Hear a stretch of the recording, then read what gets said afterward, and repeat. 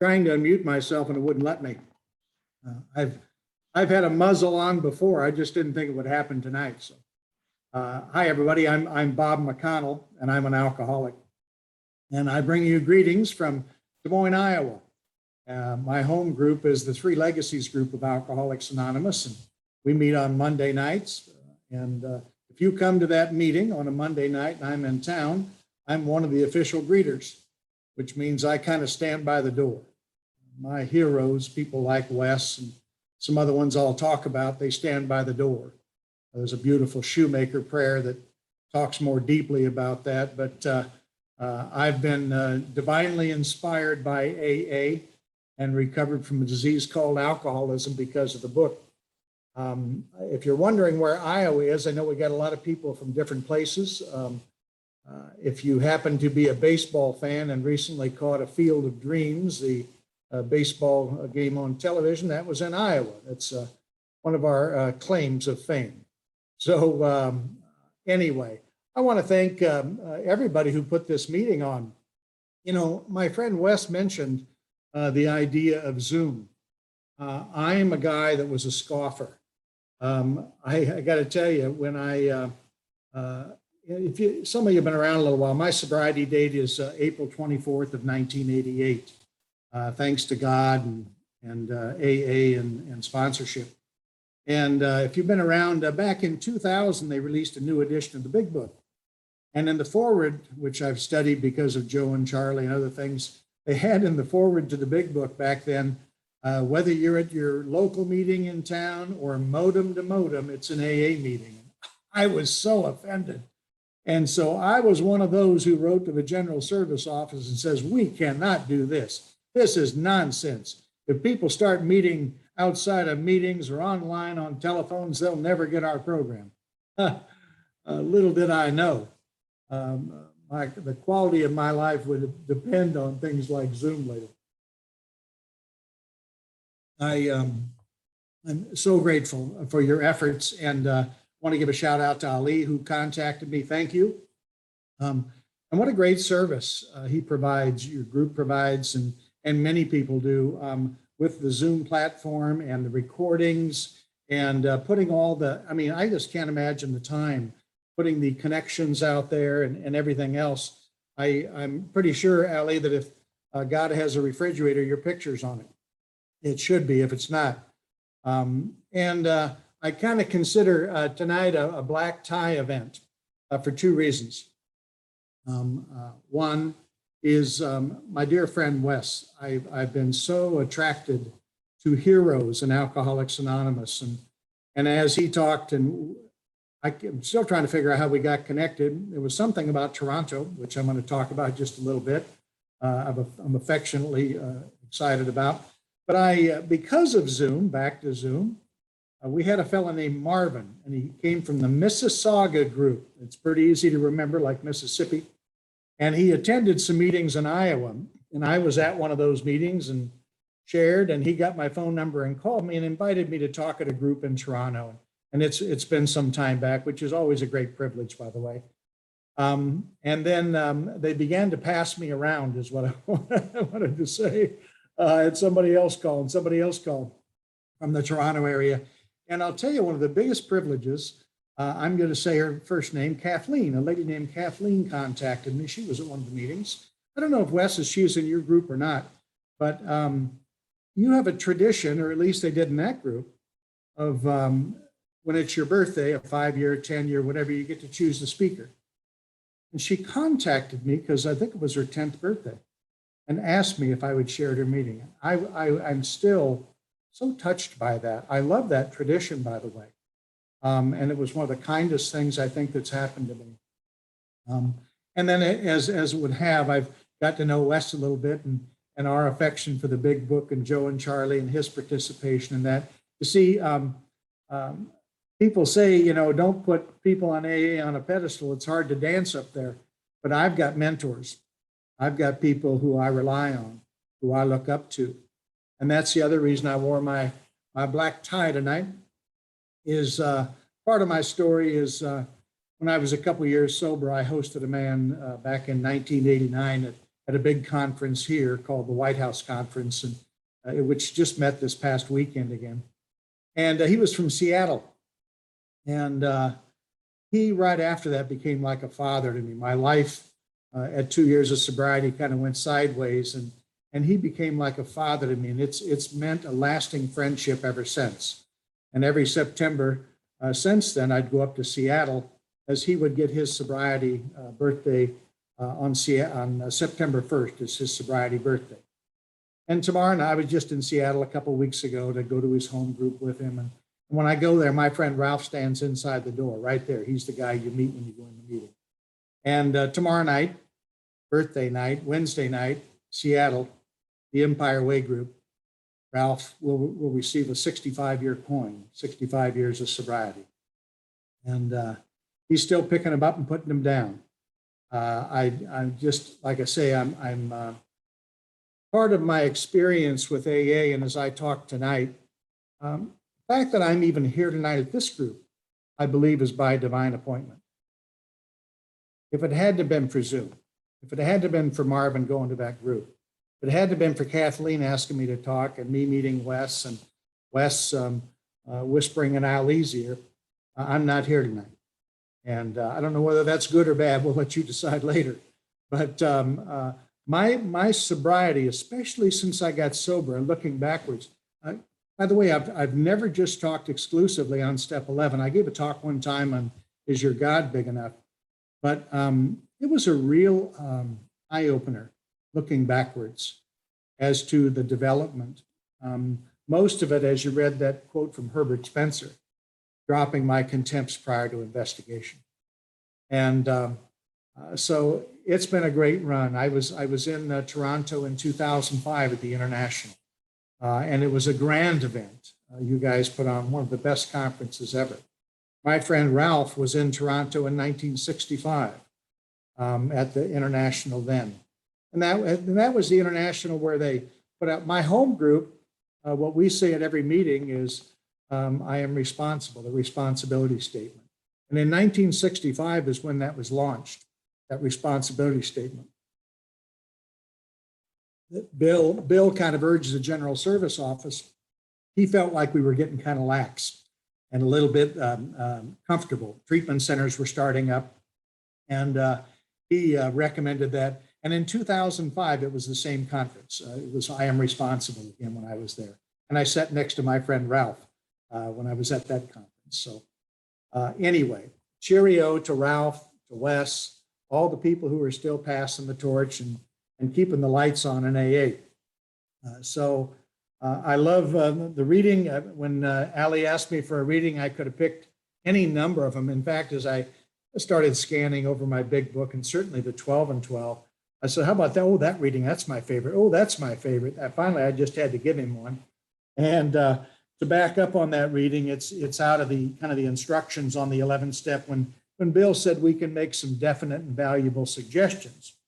One of the things he suggested was on awakening. And then throughout the day, he said, in thinking about our day, we may face indecision. We may not be able to determine which course to take. And I've had a lot of times in my life when I stood at a crossroads. Before I drank, while I drank, and since I've been sober.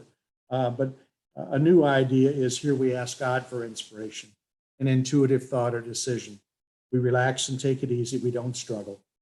And it goes on to say what used to be the hunch or the occasional inspiration gradually becomes a working part of the mind. I think one of the reasons I chose that, or I'm impressed by the notion of it, and it's happened to me over time, is it would be easier in a lifestyle of alcoholism, active alcoholism, if I didn't know what to do. There were times I knew what to do and I couldn't do it. I had a lot of really people with great morals around me at that time. And there were times I knew what to do and I couldn't do it. And I come to find out when it came to a lack of power has always been my problem. It wasn't the right idea. I just, I didn't have the power. And why? Because God was covered up. It would be mentioned how God was deep down inside me. What was it covered up by? Calamity, pomp, by worship of other things. And all of it was new news to me coming to AA. So we all read how it works a lot of times at meetings, and at the end of it, it gives us the ABCs. And I think I'm going to try to give you some information on what I've done, what's helped me along the lines of prayer meditation. It's changed drastically. I didn't have a prayer life or a meditation life before AA, and it evolved, and it's still evolving. I also just want to continue the theme of the divine appointment because a lot of things happened for me when I came to AA, and they're still happening for me. In fact, I've come to decide that that's how benevolent God is. Everything is for me. God is either everything or he's nothing. And the hard part is when I'm standing in front of a situation or a difficulty, and I've lived through a lot of difficult things sober, and I've made a lot of mistakes sober. We were at a morning meeting. I saw Kenny on here, and I mentioned there are sometimes I believe I should probably go to a conference and put a T-shirt on that says "Making Mistakes Since 1988 Sober," because we don't get well just because we quit drinking. In fact, it exposes a lot of things. Sometimes one of the best things I have in my life is the pause. Anyway, well, I was a long ways away from your international conference back when I was a teenager. I'm going to talk a little bit about how alcohol affected me and what made me come to AA. No one gets out of adolescence. If you've ever read Bill's story, I love when he talks about that awkward adolescence. He always said he was gangly and awkward. And I started to feel that way, I guess, when I was 14 or 15. One of the terms it uses in our 12 and 12 is anxious apartness, that feeling of loneliness. And I grew up with 4 sisters and a family. We had alcoholism in our home. I wasn't paying as much attention to that. But what I began to notice when I was 14 or 15-year-old were girls. And I was a little reluctant to talk to them, even though I was living in a house full of them. But I ran with buddies. By the time that happened, I started running with some guys who were drinking. And I stayed away from drinking because my dad was a chronic alcoholic. I was never going to be like him. And so I'm with my buddies one night, and there was always excitement happening there. Of course, when you drink, some exciting things happen. It lets us act extemporaneously, Bill said. And I'm there, and I had my motorcycle parked, and pretty soon I looked around, my motorcycle's gone. I'm over at my buddy's house, and there's 10 or 12 of us each week. And I look over in the backyard, and here comes one of my friends. He wasn't really a friend. He was an acquaintance named Mike. And he was driving my motorcycle through the backyard about 30 miles an hour, through some hedges, out into imagine a busy street in your neighborhood. That's what was happening. That's what guys were doing. And they liked the effect of alcohol. I didn't understand that. I was going to find out pretty soon about that, though. And eventually, going over there with my buddies, I found the magic of alcohol. It made it a little bit easier to understand why my dad was doing what he was doing for so long. I took to it quickly. And I would tell you that alcohol was a power greater than myself. One of the things I stumbled on some years ago, Carl Jung, I'm a big fan of Jungian writings and some of the things he's brought to our world. And he talked about in his letters with Bill Wilson that the alcoholic had this kind of, his craving for alcohol, he felt was like a thirst for God. So I was feeling that thirst or whatever. And as you know, alcohol never really accurately quenches it. But my first drunk was a doozy, and I blacked out and passed out. But on the way to blacking out and passing out and losing a leather coat, as some people say, I passed through a really nice neighborhood called a sense of ease and comfort. And I never put it down after that. I was in my teens and on into my 20s, and a woman asked me to marry her, and I did. And then we had children. I can't remember how that happened. And at my first daughter's birth, I was drunk. I never made it to the hospital in time. I came up after she was born, and my father-in-law was standing there. And that was to begin a series of disappointments and heartaches because alcoholism was in our home. We had 2 more children, and alcoholism doesn't yield to having children, doesn't yield to having a job, doesn't yield to having a wonderful wife in the house. In fact, that kind of stuff makes it difficult because you can't stay drunk all the time, or at least I couldn't. I want to tell you about my last drunk. My wife had already been for years now. I in my late 20s, I knew that something was on with the alcohol. I couldn't stop, and I don't know if I wanted to, but I just hated the consequences. And my wife had me do an assessment. She talked about something called treatment. I didn't know what that was, but it didn't sound favorable with the look on her face. So I tried quit drinking. I've only quit drinking once in my life, once since I found it, and it lasted 13 days. And on the last day, by day 10, I was thinking, God, I've been making too big a deal of this. I didn't know it'd be this easy. And that is the noise in my head. The day I drank, my 13th day, I did not know I was going to be starting my last drunk. But it was here in Iowa, it was beautiful today. It was in the cloud and horizon with nothing really going on. And I left the house and I put some money in my pocket on a Thursday night, and I called my wife on Sunday. That's what happens to me when I drink alcohol. I go places. And I got home and actually I called her and I said, hey, honey, I think I'll come home. I'm not far away, 3 days later. And she said, I think you ought to come home. Your clothes are killing the grass. And so I went home and sure as heck, her mother, who was not my fan, she was helping her put clothes in the front yard. And I left there and I went over and broke into my dad's mobile home. He was out of town. And I suppose I like to say that maybe the AA spiritual helicopter was circling in the area saying, well, we're going to get another one. He's on his spiritual journey. But that's what happened. I woke up a day later, and 2 days later, my family committed me. They did something called an intervention. I don't know if you've ever been to an intervention. It's not a fair fight. And if you haven't been at the pre-planning meeting for the intervention, it's on you.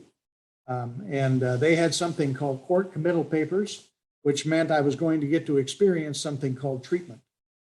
And I went into a treatment facility, and actually it was kind of a relief. I didn't like what was happening in my life, and I had a little bit of hope. And I left that treatment center 34 days sober, and I started attending AA. I got no prayer life. I got nothing in my life except a little bit of hope and 34 days of sobriety. And 5 weeks later, I was going to my last meeting. Now, why is it that happens for people like us? And one of my friends was talking recently, a guy, a sponsor, and he had a doctor tell him, or an AA member tell him one time, if you think alcohol is your problem, you're in the wrong place. Alcohol is your solution. And I did not know that. And I was going to my last AA meeting, one my wife told me to go to, and I walked in and a divine appointment happened. I sat down at that table. I knew where I was going to drink after the meeting, and 2 tables over from me sat a guy named Mike Long. He was the guy that drove the motorcycle through the hedges. He was the guy in high school that we said, if we ever get as bad as him, we'll quit our drinking. And he was speaking, he was my Ebby. He was fresh-skinned and glowing. I just couldn't even, I couldn't even catch my breath. I just thought, oh my God. But I was thirsty. And so I got up to leave the meeting, and Mike did a classic 12-step call on me. I tell you that now, I didn't know what he was doing. But he began to take me to meetings. And in about a week and a half, 2 weeks, I'd heard about the sponsor thing. And I said, do you sponsor people? And he kind of laughed. If you hear Calvin's laugh, my sponsor, Mike Long, had a laugh just like Calvin, just this loud laugh you could hear. I know you always knew when he was in the room. But then he was, come on over to my house and I'll tell you how I sponsor people. And I had another miracle happen. He was armed with the facts about himself. He knew how to take men through the steps. I'm telling you, all this looking backwards. And when the student was ready, the teacher appeared, a divine appointment. And here's what Mike told me. We cut through the chase, and he says, here's what we're going to do, Bob. He says, you've been attending meetings. He says, AA is not something you attend. AA is something you do. And he held up a big book, and he said, this is AA. He said, I want you to come over to my house, and we're going to start reading at the beginning of this book, and every time it says to do something, we're going to do it. He said, I've got some other things I want you to do. And it was not a long list. He said, Bob, well, AA is a well-worn path. You don't have to invent anything. He said, I want you to go to regular meetings regularly. I thought he was stuttering. I know what he means now, because I was going to a meeting over here and a meeting over there and a meeting over there. And he said, you'll get to know people and they'll get to know you. I want you to get a home group. For now it can be my group, he said. I want you to go to a step study meeting and a speaker meeting. And we're going to go through the 12 steps. He says, I expect you to have a spiritual awakening. You will never need to drink again. And then I want you to do it for other people. That was 33 years ago. So I want to tell you, AA works. He told me to make AA the most important thing in my life, which not everybody's able to do. He said, I don't want you to start taking dance lessons with your wife. I know you're in trouble at home. I don't want you to start coaching your kid's softball game, even though he must have known how guilty I felt as a father because I was not participating in anything. He says, you make AA the number one thing in your life. And I did.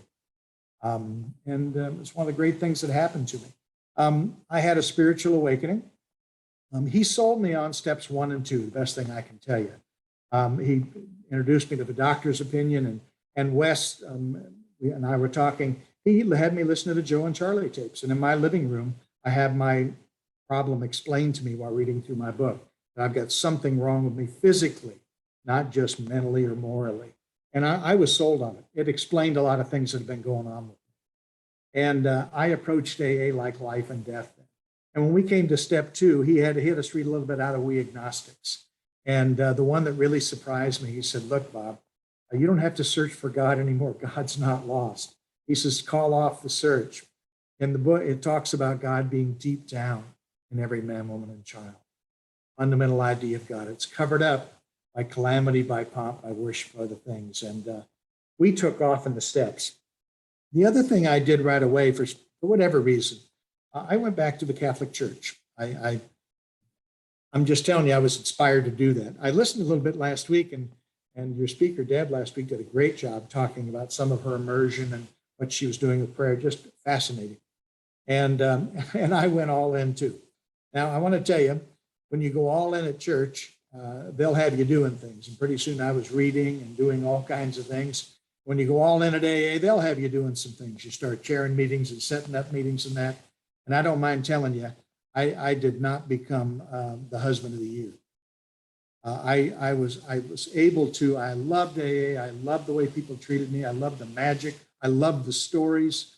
But I was not able to carry AA into my home that way. And fortunately, though, Mike and I got after the steps, and we kept doing them. Step 3, step 4, step 5. We're going through the steps up step 9. And I tell you now, looking backwards, the important part, I was praying the rosary 5 or 6 times a week, which is a beautiful rhythmic prayer piece. And a friend of mine, Mike D., had written a book called The Healing Rosary. By the way, if you're Catholic or pray the rosary, it's a fabulous companion book with Alcoholics Anonymous stuff in it. It's not by AA. And it was just wonderful. But what wasn't happening for me, and this is why guys like me need to go through the first 9 steps, because without it, there's some kind of a biblical passage that when a seed falls on rocky soil or sandy soil, it can't bear roots and stuff. And that's what I needed to do. I needed to have fertile soil. And going through the steps, getting in the amends process, and going through all the amends. Like they say, there's a difference between making all your amends and all your amends but 3. And Mike marched me right through the steps. By the time a year and a half sober, we were up through step 9, and then we were going to be, I want to say, starting to grow. It came to a point there too where all my friends in AA, and because you get sober with some people, everybody's growing and changing, and they were starting to do things with their kids and stuff, and my wife handed me divorce papers. And I would tell you that my cookie crumbled. I did not see it coming. And I thought, God, why don't you love me like the people at AA do? It's because I just didn't know how to bring love in my house. Looking backwards, I'm glad I did things the way I did. I had AA and God number 1, but I was not able to take it in my home. And I went into what I would call a deep depression. And this is the first time I was introduced to anything around the lines of meditation. I mean, I was dragging my butt around, period. I was having trouble getting up in the morning. I was having trouble going to bed. And at one point, sober, I was up for 3 days. And I was a wreck. And one of my friends told me to call a long timer, be like Wes here now. And it was a guy named Dick Farrell. Now, he'd been married 18 times. He always said he wasn't exactly a spiritual giant before he came to AA, but we all looked up to Dick Farrell. And he said, Bob, I know exactly how you feel. Here's what I want you to do. And he said, get that 12 and 12 out. I had it. And he said, turn to page 99, I think.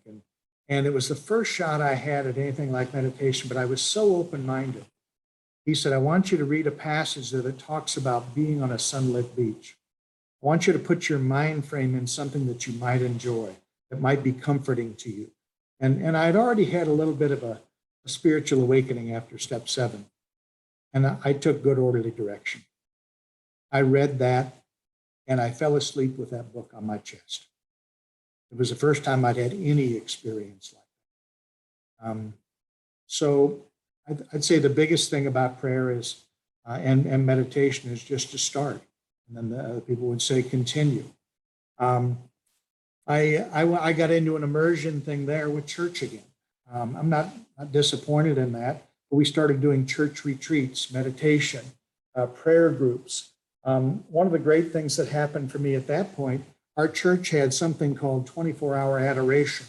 They had what was called the Blessed Sacrament on display, and then we had people come in and they would take an hour a day. We did 24 hours, 7 days a week. I was the Friday at 7 a.m. guy. And I wasn't too clean between the ears yet, but I started to have an experience being quiet, being alone for an hour. And I would start reading some of the books. My grand sponsor at that time recommended a book called Conversations with God.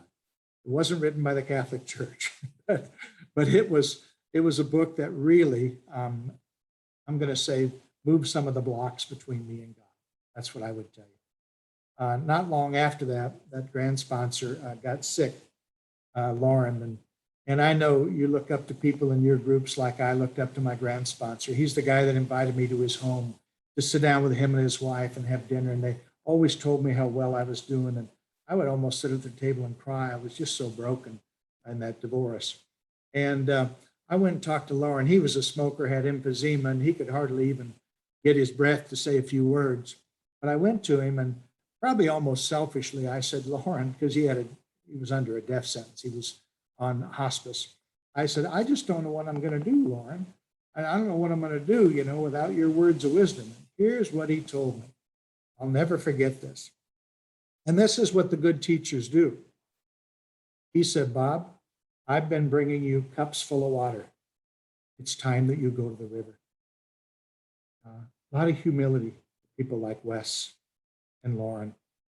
And unfortunately, though, when the master points at the moon, the idiot stares at their finger, right? It's out there, and I'm looking at the master.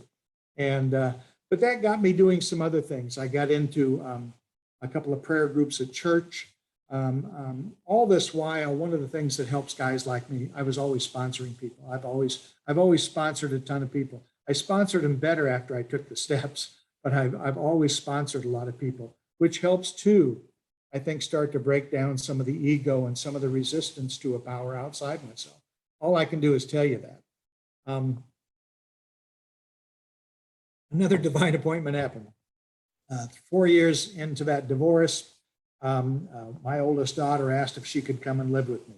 We had to go through a series of court things, and the judge, amazingly, because this opposing attorney, they had all the mud.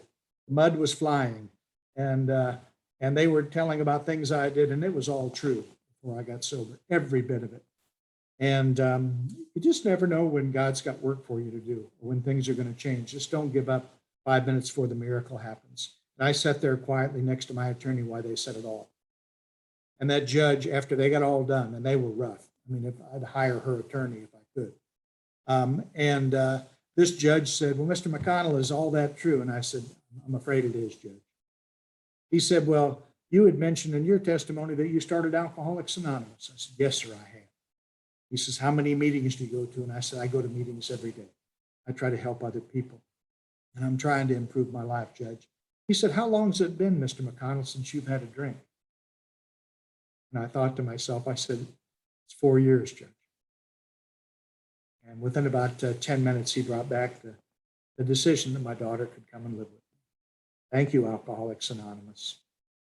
Thank you to the church that had me praying and minding my own business and taking my kids back on time, picking them up on time. My sponsor said, put a little extra money in the envelope at Christmas for your ex-wife. I was able to do all those things. And my daughter came to live with me. Over the next 4 years, all my daughters came to live with me. I ended up raising 3 beautiful daughters. These are daughters I neglected. I was loud, angry, and sometimes physical as a father. And I had a chance to do it all over again. And so we got busy doing AA. I did a little bit less church, and we ran around the state to gymnastics meets and all of those things. But you know what? They've got churches around those gymnastics meets.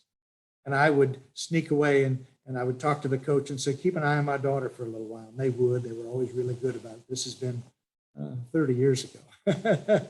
And I would go find a church somewhere to sit. Now, why is that important? I tell some of my guys the same thing, whether they're religious or not. If they're struggling or having trouble making a decision or just hanging in there with life itself, you know what I tell them to do? Go find a church with the front door open and just go in there and sit a while. You know how many healings take places in churches? Because people are undefended against God. People like me on their knees sitting in a pew. I mean, sitting down, but I'm on my knees. I'll do anything, God. You know how many hearts have been poured out in churches like that?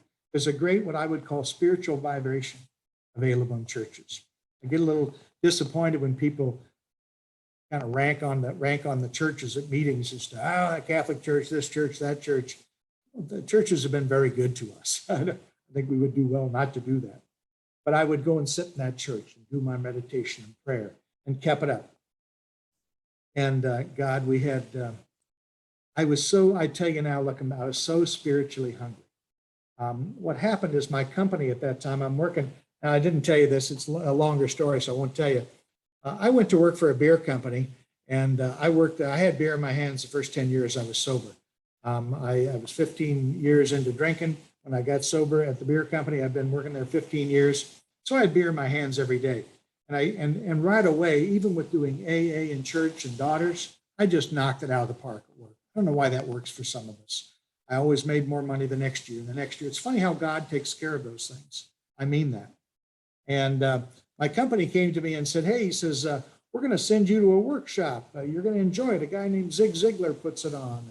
And he was a big motivational guy. Well, I was offended. I said, all the work I do for this place, and now you guys want me to work harder? Yeah, it's going to help you with goals. And I thought, like I need to work harder. I'm already working, trying to keep everything together. Well, when the student's ready, everything shows up. And divine appointment happened. I went, and this is, I ended up, they had a coach I had. It was a life coach. The real popular today. There was nobody doing it back then. And this guy helped me do goals in the different parts of my life. He was a Mormon. I was Catholic. We were on 2 different planets religiously. But what he showed me was how to set goals in different areas of our life. And one of the first fruits of prayer and meditation, they say, is emotional balance. And I'll tell you what, having areas of my life outlined, because I always hit it out of the park at work. I never really had any things written down that I was going to do spiritually. I never had any things written down that I would do with my daughters. I just did them when they came up. And he'd teach me to put these areas of my life and have goals in each area. And I began to work on that. And I'm telling you, if you want to talk about something like that, I still do it today. It's part of my Sunday work, is what I say. On Sunday, I go over those goals now. One of the things I ended up developing in my spiritual goals, and somebody had recommended it to me, was to make appointments with 4 people you admire and ask them about their spiritual life. Just so happened most of mine were in AA.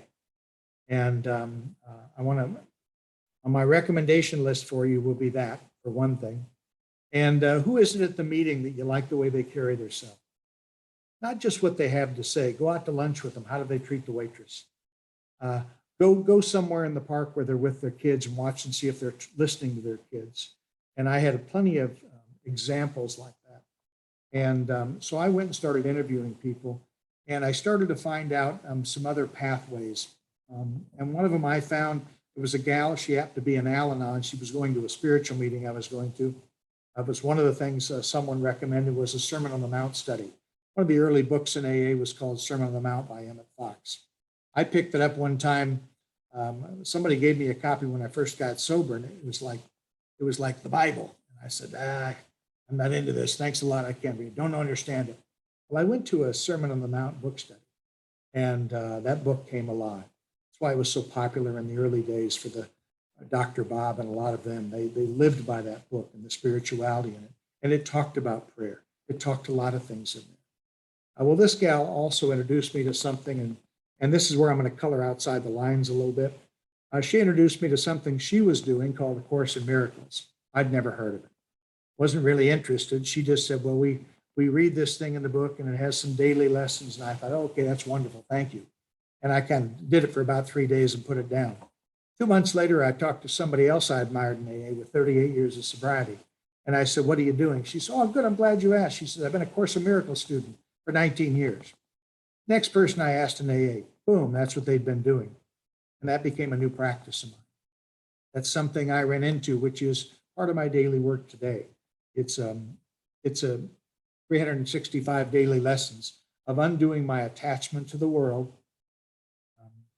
things of this world, and starting to attach myself to the inner side, going inside. That's where the magic happens, because all of life is written on the back of my eyeballs. It's an inside job. If it isn't any good in here, it's no good out there. And I started to have a transformation with that. I'm going to color outside the lines again. I took a Catholic trip to somewhere called Medjugorje in Bosnia and Herzegovina and had a spiritual experience there. I had a friend, that same friend of mine, that Al-Anon friend. I saw her coming back to the meeting one time a couple years later, and something had happened to her. She just had changed. And she and some people had been to a spiritual place in Brazil.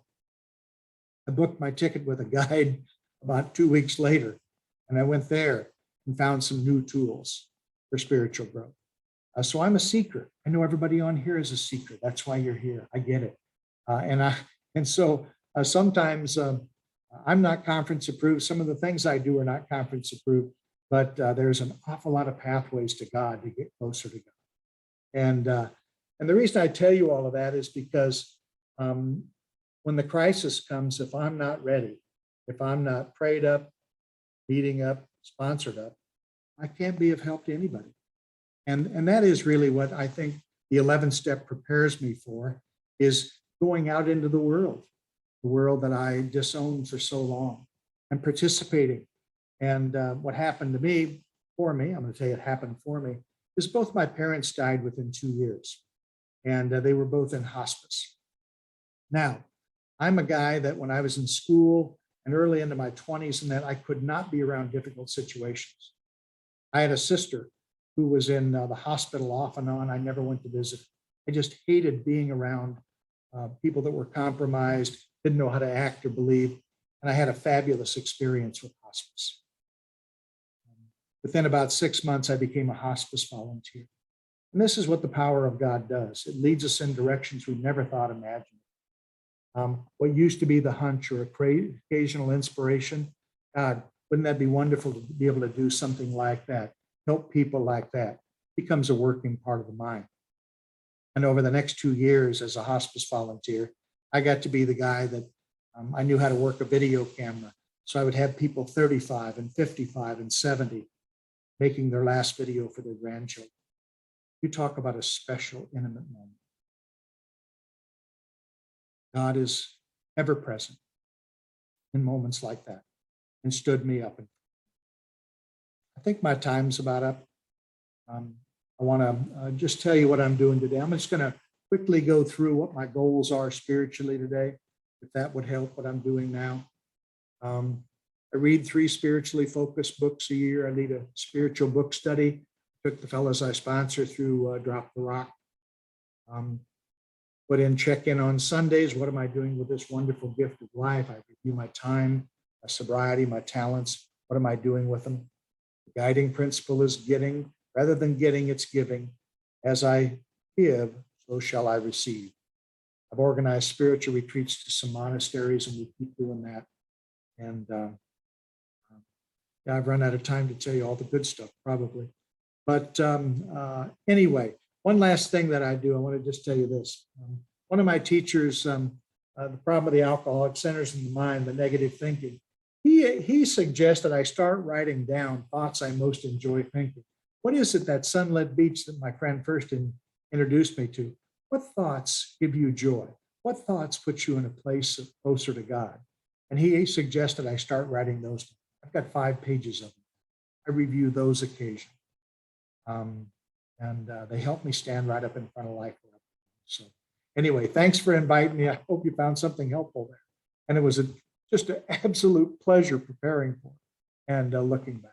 Thank you very much. I love AA, love my cigar.